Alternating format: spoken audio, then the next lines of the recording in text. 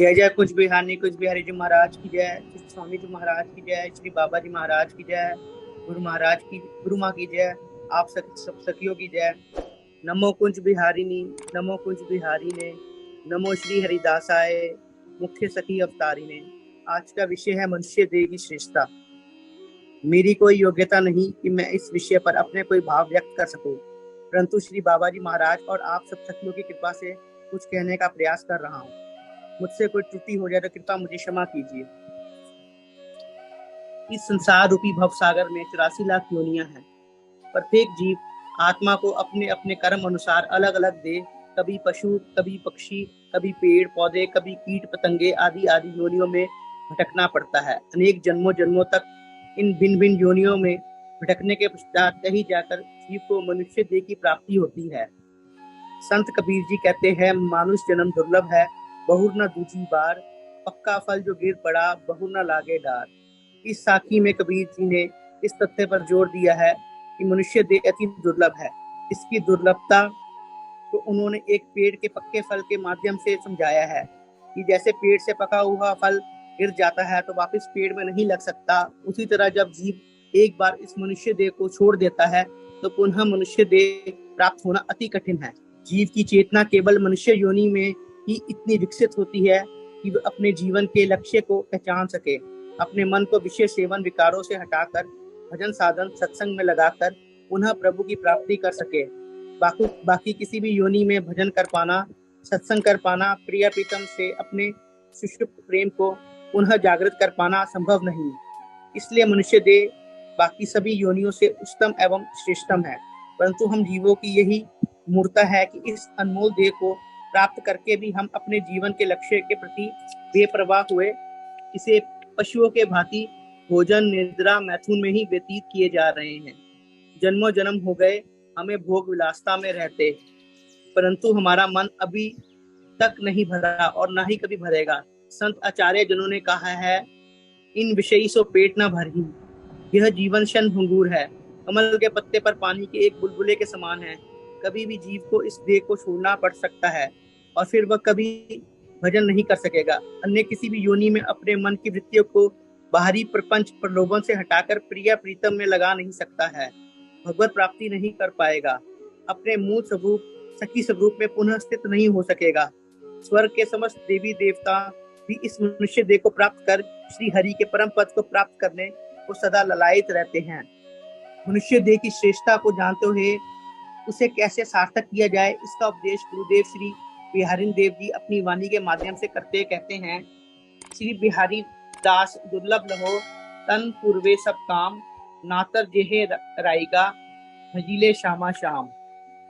दे नर, तूने अति दुर्लभ ये मनुष्य शरीर प्राप्त किया है। यह मनुष्य शरीर संपूर्ण इच्छाओं को पूर्ण करने वाला है।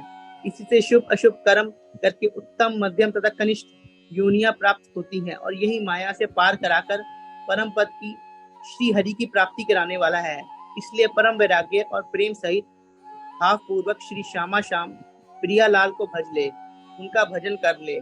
यदि भजन नहीं करेगा तो यह अमूल्य नर तन रहेगा, व्यर्थ अकारण चला जाएगा, नष्ट हो जाएगा।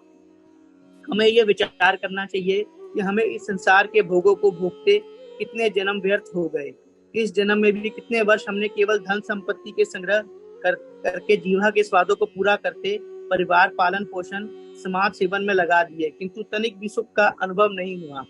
विषय सेवन करने से मन और बुद्धि मलिन हो जाती हैं और हमारी अनगिनत कामनाएं वासनाएं हमारे अंतःकरण को मलिन कर देती है। इससे देह का भाव बना रहने से देहाभिमान बना रहता है और मनुष्य की महत्व बुद्धि केवल मैं मेरे के झूठे अहंकार में फंसी रहती है, जिससे वह भगवान की सत्ता को पल पल ठुकराता उनसे विमुख हो जाता है और भगवत भजन के इस स्वर्णिम सुअवसर को सदा के लिए गवा देता है।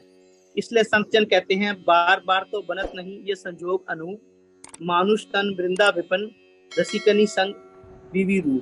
मानव तन की प्राप्ति श्री वृंदावन धाम का संग, रसिक जनों का संग एवं श्री श्यामा श्याम युगल रूपी इष्टता का यह अनुपम संयोग जीवन में अथवा अन्य जन्मों में बार बार सहज रूप से नहीं बनता। इसलिए रसिक जन उपदेश करते हैं, सुनो चित लाई रसिक रस रीति, दुर्लभ मानुष दे न है, हरि साधु संगत में प्रीति। ऐसी प्रीति हमें रसिक अनन्य महानुभव और उनके अधिपति श्री स्वामी हरिदास जी महाराज के श्री चरणों की शरण लेने पर ही हो सकती है। हम सबका सौभाग्य उदय हुआ है कि हमें ऐसी ही रसिक अनन्य श्री वृंदावन शरण बाबा जी की शरण प्राप्त हो गई है। वे अपने भजन में से समय निकालकर हम सबको भजन करना सिखा रहे हैं। हमें नाम जप मिल रहा है, संत समागम मिल रहा है, रसिक वाणी गायन का सुअवसर मिल रहा है, वृंदावन की रस रीति का परिचय मिल रहा है। मानुष जीवन तभी सफल बनता है जब श्री श्यामा श्याम के चरण कमलों में आसक्त रसिकों की शरण ग्रहण करता है, तभी उसे ब्रज के वास्तविक रसपूर्ण जीवन की प्राप्ति होती है। यदि अब भी हम इस अहेतु की कृपा को स्वीकार न करें तो बहुत हानि हो जाएगी। ये देश क्षणभंगुर है, मृत्यु हमारे सिर पर तलवार लिए खड़ी कभी भी प्रहार कर सकती है। कल ये संयोग बने न बने, फिर ये जन्म मिले न मिले, ऐसे संत की शरण मिले न मिले। अब तो हम इस देह अभिमान को छोड़ असली सुख की खोज में लगे, भगवत भजन में डूबकर प्रिया प्रीतम की सेवा में संलग्न हो, प्रेम रस समुद्र में गोते लगाकर अपने हृदय को तरल द्रवीभूत कर लें। हमारे मन में प्रिया प्रीतम को प्राप्त करने की उत्कट लालसा प्रकट हो जाए। प्रतिपल यह मन इसी विचार में डूबा रहे। आज का दिन भी व्यर्थ गवा दिया। जुगल जोड़ी की सुंदर छवि मेरे मानस पटल पर अंकित नहीं हुई।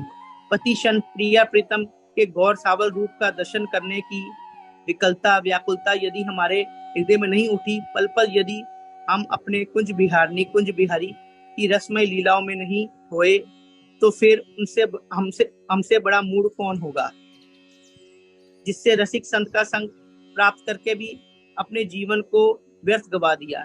इसलिए हम सत्संग को हल्के में न ले, भगवत भजन को जीवन का परम लक्ष्य बना इसी जन्म में इसी देह में रहते पुनः अपने प्रिया प्रीतम की सेवा में रसमगन हो जाए, सती स्वरूप को प्राप्त करे, इस दुर्लभ श्रेष्ठ मनुष्य देह को सार्थक कर ले। श्री हरिदास। यदि मुझसे कोई त्रुटि हो जाए तो मुझे क्षमा करें।